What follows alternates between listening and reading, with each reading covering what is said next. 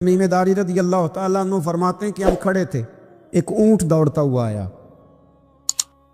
نبی کریم صلی اللہ علیہ وسلم کے پہلے اس نے قدموں پہ سجدے کیے، صحابہ کہنے لگے حضور ہمیں بھی اجازت دیں، فرمایا وہ تو بے زبان ہے، اسے تو پتہ کوئی نہیں، پیش نظر ہے وہ نو بہار، سجدے کو دل ہے بے قرار، روکیے سر کو روکیے، یہی تو امتحان ہے۔ فرمایا اسے کیا پتا، تم تو مکلف ہو شریعت کے، تمہیں اجازت نہیں ہے۔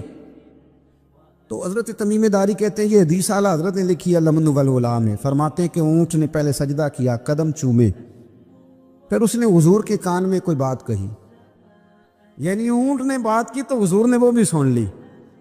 اعلیٰ حضرت کہتے ہیں جو پناہ میں آتا ہے بچ جاتا ہے، کہتے ہیں رسول کریم نے نا اونٹ کی پشت پہ ہاتھ پھیرا اور اللہ کے محبوب فرمانے لگے فکر نہ کر، اب تو آ گیا ہے نا، تو جیسے تو کہے گا ویسے ہی ہو جائے گا، جیسے تو کہے گا ویسے ہی۔ ابن ماجہ میں موجود ہے، پر میں کیونکہ فاضل بریلوی رحمۃ اللہ علیہ کی کتاب سے پیش کر رہا ہوں الامن والالا سے، تو میں اسی انداز میں پیش کر رہا ہوں جس انداز میں وہاں ہے۔ حضرت تمیم داری کہتے ہیں کہ ہماری سمجھ میں بات کوئی نہ آئی، تھوڑی دیر گزری تو کچھ لوگوں نے ہاتھوں میں رسیاں پکڑی ہیں، خنجر پکڑے ہیں، دوڑے آئے، یا رسول اللہ یہ ہمارا اونٹ ہے۔ حضرت تمیم داری کہتے ہیں میں نے دیکھا کہ جب وہ آ گئے نا خنجر لے کے تو اونٹ حضور کے پیچھے چھپ گیا، آج لے ان کی پناہ، آج مدد مانگ ان سے، وہ حضور کے پیچھے چھپ گیا۔ تو کہتے ہیں کہ نبی کریم صلی اللہ تعالیٰ علیہ وسلم نے فرمایا کیا مسئلہ ہے بھائی؟ یا رسول اللہ ہمارا اونٹ ہے، ذبح کرنے لگے تھے دوڑ آیا ہے۔ تو حضور فرمانے لگے وہ تو تمہاری شکایت کر رہا ہے۔ وہ کہتا ہے یا رسول اللہ میں نے برسوں ان کی نوکری کی، برسوں میں نے بڑی نوکری کی، صحیح کہتا ہے؟ یا رسول اللہ ٹھیک کہتا ہے، حضور اب بوڑھا ہو گیا ہوں، تھوڑا زیادہ بوجھ نہیں اٹھا سکتا، تو مجھے ذبح کر کے کھانا چاہتے ہیں، میں مرنا نہیں چاہتا۔ نبی کریم فرمانے لگے اچھے لوگ یہ صلہ دیتے ہیں؟ انہوں نے عرض کی حضور آپ حکم کر دیں، ہم اس کو چھوڑ دیتے ہیں یا رسول اللہ، نہیں ذبح کریں گے، خدمت کریں گے۔ حضور فرمانے لگے نہیں، اب میرے پاس آیا ہے نا، اب میں نے واپس نہیں کرنا، آج ہو گیا ہے، آج لے ان کی پناہ، آج مدد مانگ ان سے، آج ہو گیا یا رسول اللہ پھر رکھ لیں۔ حضور نے فرمایا نہیں بھائی پیسے بتاؤ کتنے ہیں؟ یا رسول اللہ نہیں نہیں کچھ نہیں۔ نبی کریم علیہ السلام نے فرمایا نہیں بتاؤ کتنے ہیں، بتاؤ کتنے ہیں؟ انہوں نے کہا حضور ایک دفعہ ریٹ لگایا تھا تو 100 دینار لگا تھا، حضور نے فرمایا بلال دے دو 100 دینار، 100 دینار دے دیا۔ اعلیٰ حضرت فرماتے ہیں دیکھو ان کی پناہ میں آنے کی برکتیں کتنی ہیں۔ ان سے کہا تم جاؤ، وہ چلے گئے، حضور نے پشت پہ ہاتھ پھیرا، فرمایا جا تو آزاد ہے۔ حضرت تمیم داری کہتے ہیں وہ پہلے گیا پھر پلٹ کے آیا، اس نے نبی پاک کے کان میں کو بات کی، کئی باتیں کی، پر میں ایک بات کرتا ہوں، کئی باتیں کی، ایک بات کی تو حضور رو پڑے، اونٹ چلا گیا، ہم نے عرض کی حضور یہ کیا کہہ گیا ہے؟ تو محبوب فرمانے لگے یہ کہہ گیا یا رسول اللہ جس طرح آپ نے مجھے چھری سے بچایا ہے، میں دعا کرتا ہوں اللہ آپ کی امت کو جہنم سے محفوظ فرمائے، اللہ جہنم سے بچائے آپ کی امت، اس طرح مجھے چھری سے آپ نے محفوظ کیا۔ میری بات پہ توجہ فرمائیے گا، حضرت جریر بن عبداللہ رضی اللہ تعالیٰ عنہ فرماتے ہیں میں چھوٹی سی تجارت کرتا تھا، کاروبار، کچھ لوگ سمجھتے ہیں کہ اللہ صرف مسجد میں ملتا ہے، حالانکہ ترمذی شریف میں حدیث موجود ہے، نبی پاک علیہ السلام نے فرمایا جو سچا تاجر ہوگا نا، تجارت سچائی سے کرے، اللہ قیامت کے دن اسے نبیوں کے ساتھ جگہ عطا فرمائے گا۔ کتنا بڑا درجہ ہے۔ حضرت معروف کرخی رحمۃ اللہ تعالیٰ علیہ کے زمانہ مبارکہ میں کچھ لوگ آپ کی خدمت میں آئے کہ حضور بارش نہیں ہوتی دعا کر دیں، تو آپ فرمانے لگے وہ میری خانقاہ کے، میرے مدرسے کے، میری مسجد کے سامنے ایک کریانے کی دکان والا ہے، اس سے دعا کراؤ بارش ہو جائے گی۔ لوگ اس کے پاس گئے کہ جناب دعا کر دے بارش نہیں ہوتی، تو اس نے کہا حضرت معروف کرخی سے دعا کرائیں، کہنے لگے انہوں نے بھیجا ہے، تو کہنے لگا مجھے تو لفظ بھی سیدھے نہیں آتے، چلو انہوں نے بھیجا ہے تو مانگ دیتے ہیں دعا۔ کہنے لگا اے اللہ مہربانی فرما ان کو بارش عطا فرما۔ ابھی لوگ کہتے ہیں اس کی دعا مکمل بھی نہیں ہوئی تھی کہ رب کریم نے اہل بغداد کو بارش عطا فرما دی۔ یہ بارش ہو گئی نا تو وہ جو کچھ لوگ تو چلے گئے، جو صاحب نظر لوگ تھے وہ حضرت معروف کرخی کی خدمت میں آئے، جو تجسس میں رہتے. انہوں نے کہا حضور سمجھ نہیں آئی ہے، یہ ہمارے ساتھ ہی رہتا ہے، عام سا بندہ ہے. آپ نے کہا اس سے دعا کرائیں. کیا رات کو جب دنیا سو جاتی ہے تو یہ مسجد آ جاتا ہے، تنہائی میں عبادت کرتا ہے؟ تو حضرت معروف کرخی فرمانے لگے ایسی کوئی بات بھی نہیں. کہا حضور پھر آپ نے اس سے دعا کرنے کو کیوں کہا؟ تو آپ فرمانے لگے 30 سال ہو گئے میرے سامنے دکان کرتا ہے، یہ سودا جب بھی تولتا ہے پورا تولتا ہے، یہ لوگوں کی خیر خواہی کرتا ہے. تو جو بندہ اللہ تبارک و تعالیٰ کے بندوں کے ساتھ اتنا وفادار رہتا ہے، رب اس کی دعائیں ضرور قبول فرمایا کرتا ہے. حضرت جریر بن عبداللہ رضی اللہ تعالیٰ عنہ کہتے میں نے جب کلمہ پڑھا نا تو میں تجارت کرتا تھا چھوٹی سی. اگر تو سمجھتا ہے نا کہ میں اپنے اوپر دین کو پورا نافذ نہ کروں گا تو پھر جزوی مسلمان تو کہیں کہا ہی نہیں گیا. میرے اعلیٰ حضرت فاضل بریلوی رحمۃ اللہ تعالیٰ علیہ سے کسی نے پوچھا تھا حضور نیک کون ہوتا ہے؟ تو اعلیٰ حضرت فرمانے لگے جس کی تنہائیاں صاف ستھری ہوتی، جو اکیلے میں اللہ سے ڈرتا ہے، جو تنہائی کے اندر صاف ستھرا ہوتا ہے. محفل میں تو میری طرح سارے سج سمر کے آتے.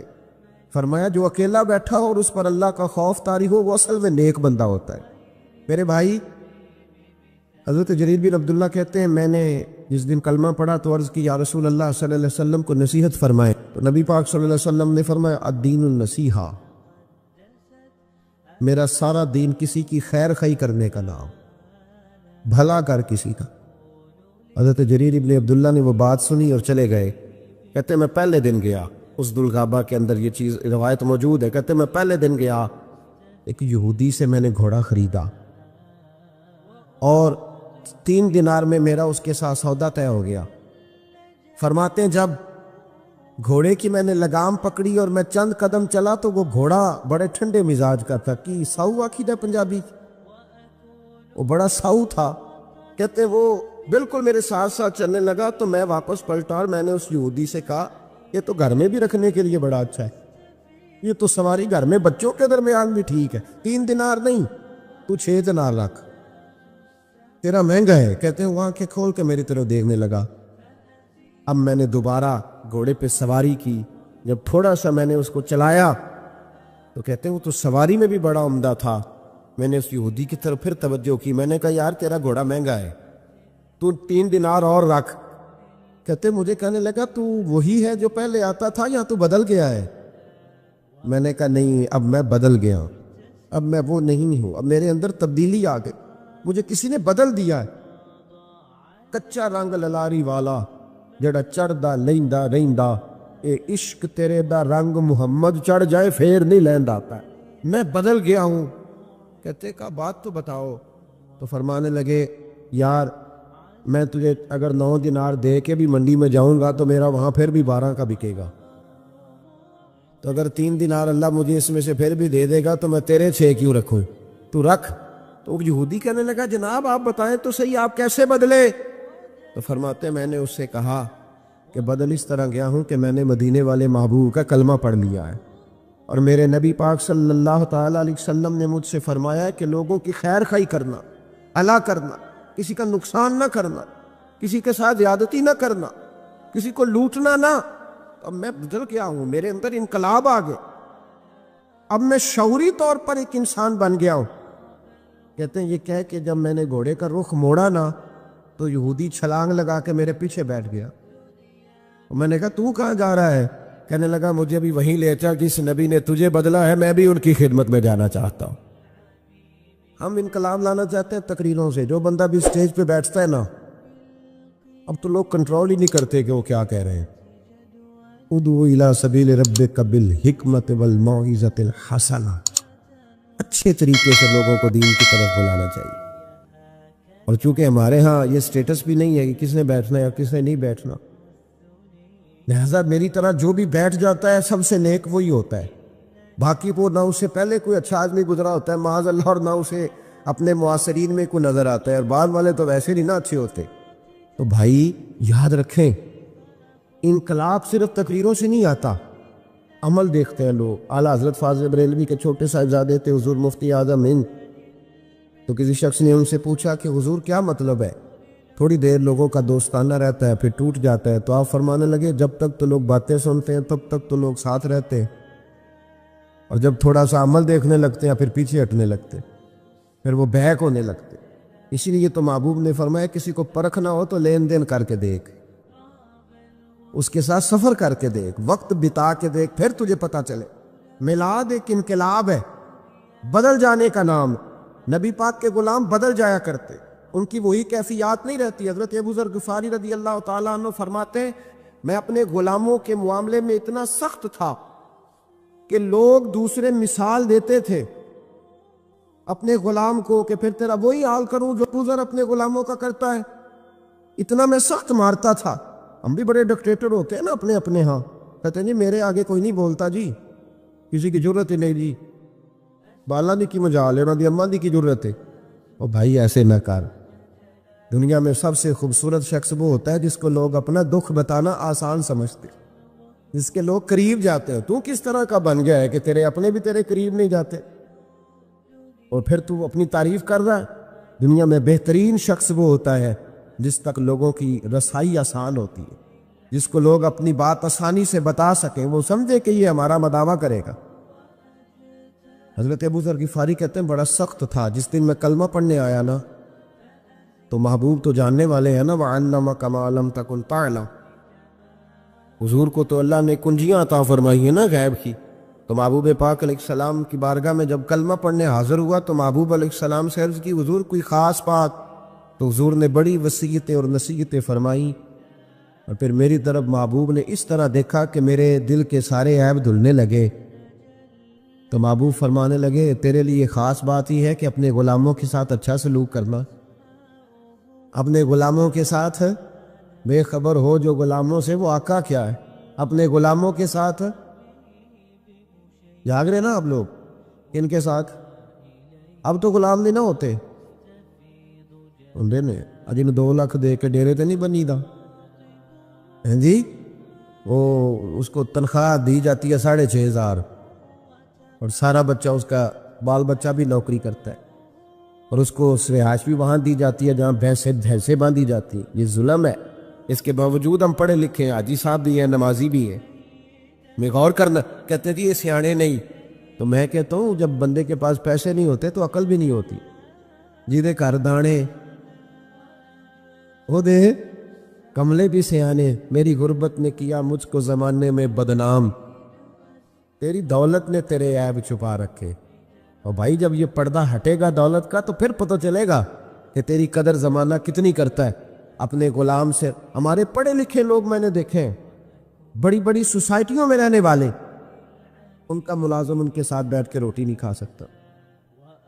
ٹیبل پہ جگہ موجود ہے، کرسی کی جگہ ہے، لیکن وہ کہتے ہیں نہیں وہ ڈرائیور کو نا وہیں گاڑی میں بھیج دو، وہیں کھا لیں۔ کیوں بھائی؟ وجہ کیا ہے؟ پیرانے عظام جو میری طرح کے پیر صاحبان ہیں وہ بھی کہتے ہیں مرید نہیں جی میرے نال بہندے کہنے نے زی ادب کر لیا، لہذا میرے لیے چھوٹے گوشت دا شوربہ اورا کر لو، انہوں نے باقی اتھے دے آؤ۔ یہ کیا طریقہ ہے بھائی؟ یہ کہ اگر حضرت بلال حبشی مصطفیٰ کے ساتھ ایک پلیٹ میں کھا سکتے ہیں، ایک پلیٹ میں، سمامہ بن اسال سے کسی نے کہا تو نبی پاک سے متاثر کیسے ہوا؟ تو کہنے لگا اس دن میں متاثر ہوا تھا جب محبوب پاک کھانا کھا رہے تھے ایک پلیٹ میں، اسی میں ابو بکر صدیق بھی تھے، اسی میں سلمان فارسی بھی تھے، اور اسی میں بلال حبشی بھی تھے، تو پھر میں متاثر ہوں۔ بہرحال بات دور چلی جائے گی۔ حضرت ابو ذر غفاری رضی اللہ تعالیٰ عنہ فرماتے ہیں جب میں کلمہ پڑھ کے واپس آیا، توجہ کیجیے گا، میں بس 1-2 بات کے بعد بات سمیٹنے لگا ہوں۔ فرماتے ہیں جب میں کلمہ پڑھ کے واپس آیا تو میرے غلام بیٹھے تھے، نبی پاک صلی اللہ علیہ وسلم سے نکلتے وقت میں نے عرض کی یا رسول اللہ صلی اللہ علیہ وسلم آخر سلوک کرنا کس طرح کا ہے غلاموں کے ساتھ؟ تو محبوب نے فرمایا جیسا کھانا ویسا انہیں بھی کھلانا، جیسا پینا ویسا انہیں بھی پلانا۔ بھئی ایسا ہو سکتا ہے کہ بندہ جیسے کپڑے خود پہنے اس کا نوکر بھی ویسے ہی پہنے؟ توجہ ہے میری بات پر؟ ہوا ایسا کبھی دیکھا ہے آپ نے؟